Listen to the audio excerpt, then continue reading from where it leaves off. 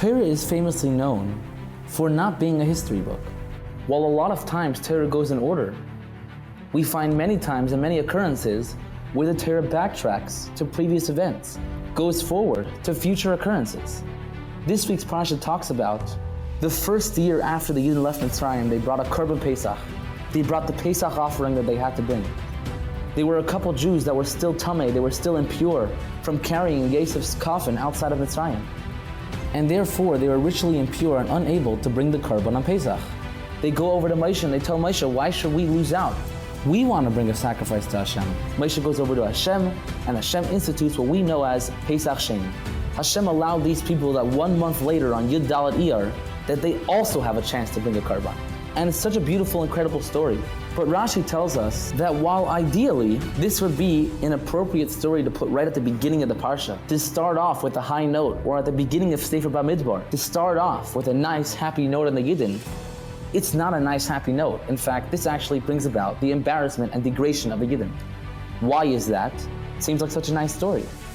Says Rashi, Shekol Arboim Shana Shehayu Yisrael Bamidbar Leihi Krihu Ala Pesach Zebovad. That for all 40 years that they were in the desert, they only brought this Korban, they only brought this sacrifice. In 40 years, they only brought one Korban Pesach. So no, it's not such a happy note, it's just stressing that this is the one time they ever did it. Asks the Rebbe straight up, come on Rashi, we don't have to be the pessimist in the room here. Pesach Sheni was such a beautiful story. What the interesting part is that the Yidden never had to bring a Korban. They never had to bring a Korban Pesach in the desert. The obligation to bring a Pesach sacrifice only happens when there was a Beis HaMikdash, something that would happen many, many years later. So why by them doing what they were meant to do now, they were being average, they were being good people now, by not bringing a Korban they were never meant to bring, why is that degrading the Yidden? Why is that something bad for them? Pesach Sheni seems like such a beautiful story. Why knock it off? But explains the Rebbe that you have to shift your perspective on how we look at mitzvahs and commandments from Hashem. The Korban Pesach, the Pesach sacrifice, was only obligated to be brought when the Beis HaMikdash was up. But before that, they were still able to bring it. A Korban Pesach could have been brought in the desert as well. They only had to do it later. And the Rebbe explains the mistake the Yidden made at the time was that they looked at mitzvahs, they looked at Hashem's commandments as obligations and burdens and things they have to do.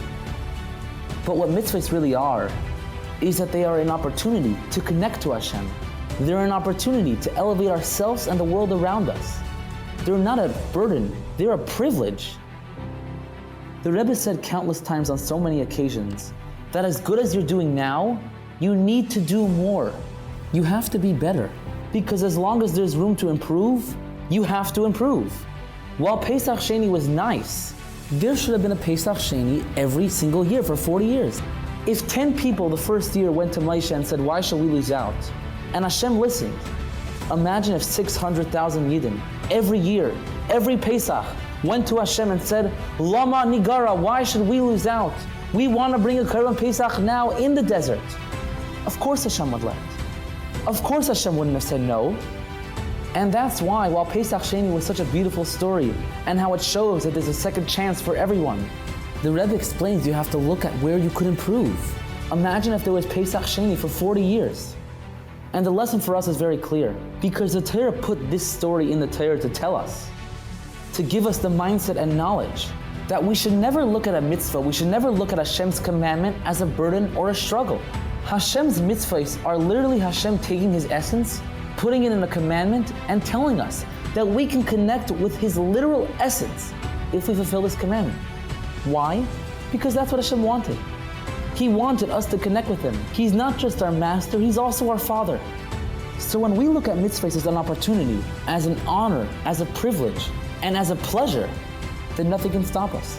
We're going to have an ultimate connection with Hashem that no challenge in the world can ever take away.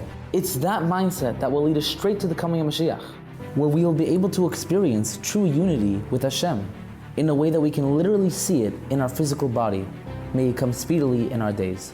Wishing you a wonderful Shabbos.